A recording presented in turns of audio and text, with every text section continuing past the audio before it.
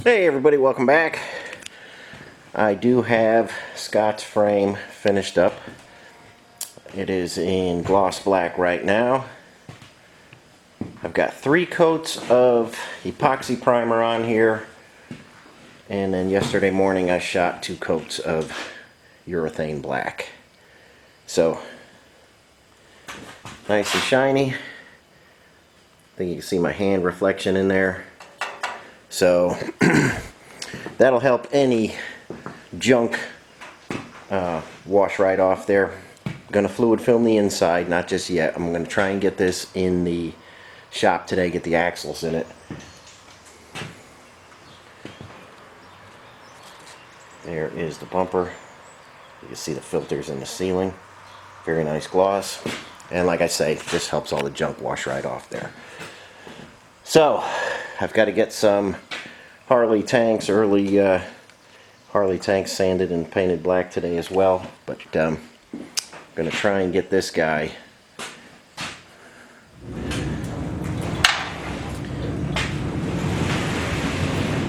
Alright, try and get that guy in the shop.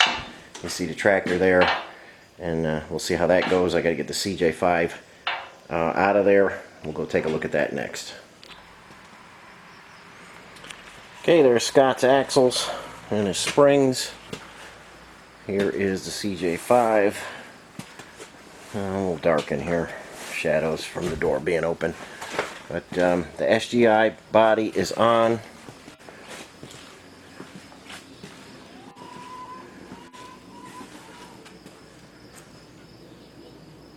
And chipping away at it as time allows.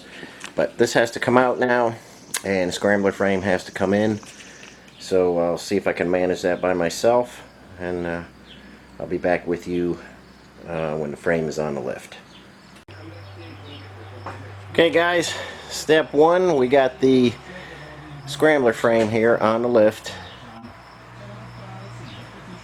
and axles are ready to go in. Like I said, wheels are mounted, running out of space in here, but everything looks real good on there, and frame came out very nice. I think you'd be real happy with that, Scott. One other thing that Scott has that he brought to me was this nice Ramsey winch, and we'll get that on the front and just see how that looks on there when we get the axles in there. But there she is. So now I've got to get the CJ5 way down there in the paint booth. I've got a few things to do on that, and we'll just get that snuggled away and get back here and start hanging the springs and getting this guy rolling. They're so much easier to move when they're rolling, and that's what we're shooting for on this one.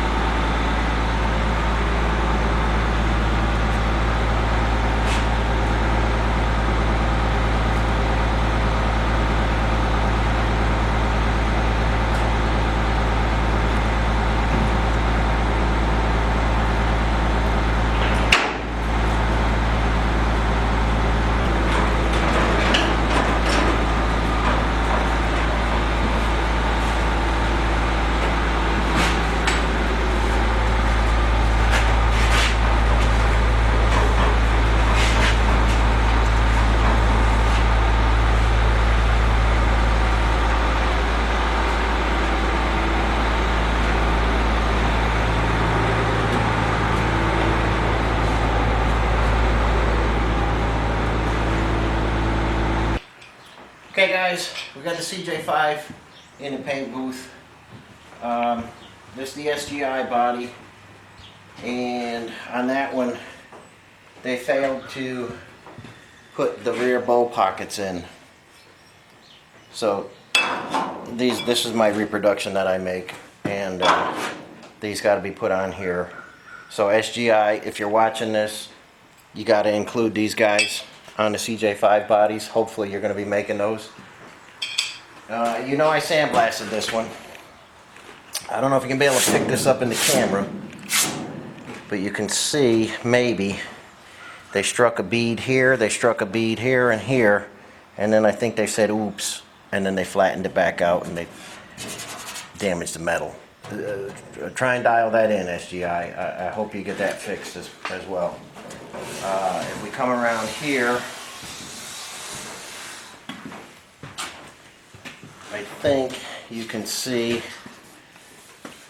that they struck this in the wrong place with the die, and they left a lot of marks there too.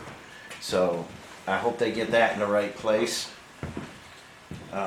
You know, they did the same thing on this side. This side is a little more mangled up. You guys gotta get this figured out. Can you see it's all mangled in there? Yep. You got to get that figured out, SGI. A lot of work on this end. Even with your fill primer, you can still see that you missed on the die. But anyway, I got the dash finished. I got to get this cover in here. I'll get that seam sealed in. Not supposed to be removable on a CJ5, but not a big deal.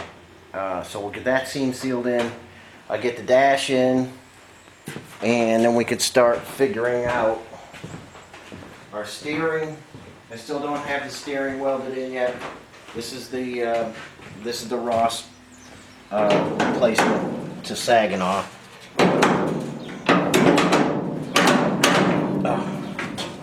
So we'll have to figure out where that goes. And I'll show you how I get by the engine and stuff when I do that. But that's the shaft, the joints, another joint up there that goes double D to round. But I'll explain all that as that happens, in case anybody wants to do this conversion. But for now, it's just going to kind of sit in here. I've got plenty of work in the engines to finish up. I got Steve's engine I'm building right now. I got that Scrambler I want to get taken care of and get that rolling. So there's a ton of stuff to do, and little by little we'll get things done. Okay guys, a little bit later in the day, we're trying to put a few hours in on the new building. This is the area. You can see the ground. We cleared this in the springtime of all the little brush and junk. I still got to scrape all the topsoil off. But we're going in that direction. 1, 2, 3, for about 5 or 6 trees there. Another couple trees there, a big oak. Some dead cedars in there. I'm going to get the trees down, and then we'll get the backhoe and we'll pull these stumps out, and then we'll strip the topsoil. So the building right now, I have planned for 81 feet long. That way the metal siding and roofing work out. So it's going to be 81 by 33. It's going to be a long shed roof on that. We're going to try and send it as far back this way as we can. I want to save that cedar tree there. And we'll just head down that way, 81 feet. We'll scrape the topsoil, bring in some process or some 3/4 stone. It's nice, it's high and it's dry here. That's why we're picking this spot. First thing we're going to do is just start dropping trees, and we'll show you as it moves along.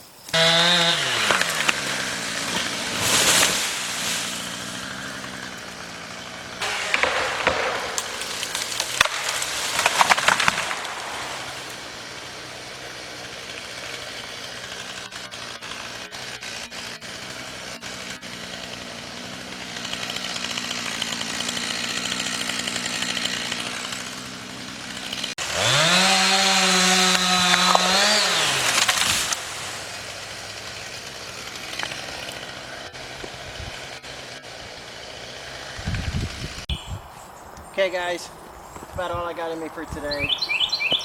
We got a mess of a cherry tree here. It's a little too tight for me to get in there safely. And I got to clean up some of the other trees. This big guy, I don't know, I may take it, I may not, I'm not sure. But you see, I've got a lot of groundwork to do. And we're going to do this little by little. I tore a muscle in my leg, so I'm not walking around as good as I should be. So the tree cutting really aggravated it again, so I'm not walking real good, but I'm going to get back on this when I can. And when the topsoil starts coming off, I'll be back with you and show you that. And we'll just keep jamming on this. Like I said, I want to try and get it closed in before the winter. And we'll just get moving and shaking on it. So that's all I have for you today. As always, thanks for watching. Catch you on the next one.